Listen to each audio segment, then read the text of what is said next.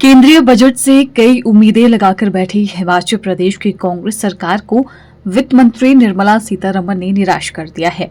प्रदेश सरकार में उद्योग मंत्री हर्षवर्धन चौहान ने कहा कि शनिवार को पेश किए आम बजट में हिमाचल प्रदेश का विशेष तौर पर कोई उल्लेख नहीं हुआ है।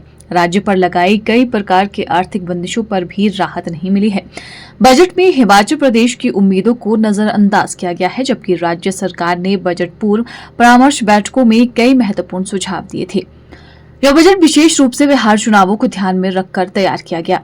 हर्षवर्धन चौहान ने कहा कि बजट में हिमाचल में रेल नेटवर्क के विस्तार की अनदेखी की गई है, जो आर्थिक विकास के लिए आवश्यक है। इसके अतिरिक्त उन्होंने उल्लेख किया कि जीएसटी मुआवजों की समाप्ति ने हिमाचल प्रदेश को एक अनिश्चित वित्तीय स्थिति में डाल दिया है, जिसके परिणाम स्वरूप वार्षिक घाटा हो रहा है। केंद्रीय बजट जो है माननीय फाइनेंस मिनिस्टर श्रीमती सीतारमण जी ने प्रस्तुत किया, पार्लियामेंट में प्रस्तुत किया है, मगर हिमाचल की जो आशाएं और आकांक्षाएं थी उन पे जो है वो पानी फिरा है। जो है कुछ जो इनकम टैक्स में जो है वो कर्मचारियों को कुछ रिबेट जो ज़रूर दी गई है, मगर जो ये किसानों को, बागवानों को, इस देश और इस प्रदेश के किसान और बागवानों को जो है इस बजट में कुछ भी रिलीफ नहीं दिया गया है। हमें अपेक्षा थी कि सेब की जो इंपोर्ट ड्यूटी है वो 50% से बढ़ा करके 100% कर दी जाएगी, क्योंकि हमारी इकोनॉमी, सेब की इकोनॉमी हिमाचल की है और पिछले कुछ अरसे से सेब को जो है दाम जो है अच्छे दाम नहीं मिल रहे हैं, क्योंकि बाहरी देशों से जो सेब आ रहा है वो भी हमारी जो मांग थी वो पूरी नहीं हुई है। और एयर स्ट्रिप को इंक्रीज़ करने के लिए, क्योंकि हिमाचल प्रदेश में छोटी छोटी एयर पट्टियाँ हैं, चाहे वो शिमला है, कुल्लू है, धर्मशाला है, और मुख्यमंत्री जी ने मांग की थी कि हमें एयर स्ट्रिप्स की एक्सपेंशन के लिए केंद्र जो है पैसा दे। उसमें भी जो है हमें कोई पैसा नहीं दिया गया है। रेलवे की एक्सपेंशन के लिए, रेलवे नेटवर्क के एक्सपेंशन के लिए भी जो है वो हिमाचल प्रदेश को कुछ नहीं दिया गया है। तो मुझे लगता है हिमाचल प्रदेश को जो है वो झुंझुना जो है वो माननीय फाइनेंस मिनिस्टर ने जो है वो पकड़ाया है। और हमारा जो मांग थी, जो हमारा हक था, जैसे हमारा पीडीएनए का पैसा केंद्र में फंसा हुआ है, उसके बारे में भी कोई जिक्र नहीं किया है। हमारा पिछला पैसा जो है वो रुका हुआ है, और हमारा जो एनपीए का 9,000 करोड़ रुपया है वो भी केंद्र के पास फंसा हुआ है। अब क्योंकि स्टेट ने ओपीएस लागू किया है, उसके बारे में भी कोई जिक्र नहीं किया गया। तो ये जहाँ तक हिमाचल प्रदेश के नज़रिए से अगर इस बजट को देखा जाए तो हिमाचल प्रदेश के लिए निराशाजनक बजट रहा है। इस बजट में हिमाचल प्रदेश के लिए कुछ भी नहीं है। इस बजट में किसानों के लिए, बागवानों के लिए, आम आदमी के लिए कुछ भी नहीं है।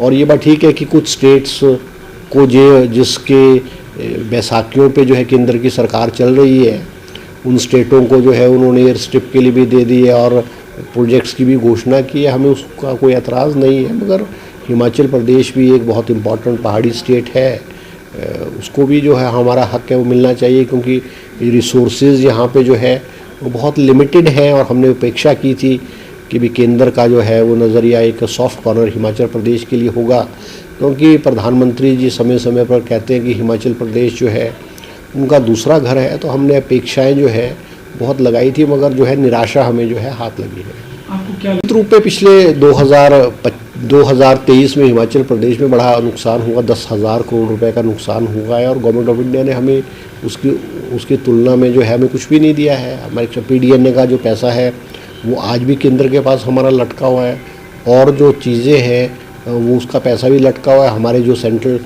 इंटरस्टेट डिस्प्यूट्स है वो भी केंद्र ने सेटल नहीं किए गए हैं।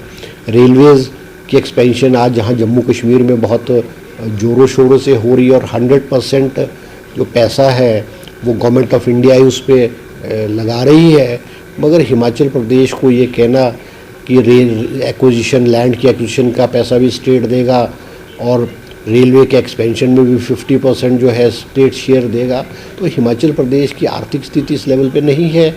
आज हमारे प्रदेश में टूरिज़्म को बढ़ावा देने के लिए तो हमको अपने एयरपोर्ट्स की एक्सपेंशन की ज़रूरत है, मगर आज स्टेट की जो वित्तीय हालत है वो ठीक नहीं है। तो हमारे पास आज हमारी समर्थता नहीं है कि हम तीनों के तीन एयरपोर्ट्स जो है एक्सपैंड करें। मुख्यमंत्री जी ने धर्मशाला वाला जो गगल एयरपोर्ट है उसके एक्सपेंशन के लिए उसकी लैंड एक्विजिशन के प्रोसेस शुरू किया है और कम से कम 400-500 करोड़ रुपए जो कंपनसेशन के रूप में लोगों को दिया है। हम उम्मीद करते थे कि केंद्र जो है इसमें रेल एयरपोर्ट के एक्सपेंशन में हमको पैसा देता, मगर ऐसा नहीं हुआ। Bureau report, channel 9 Shimla.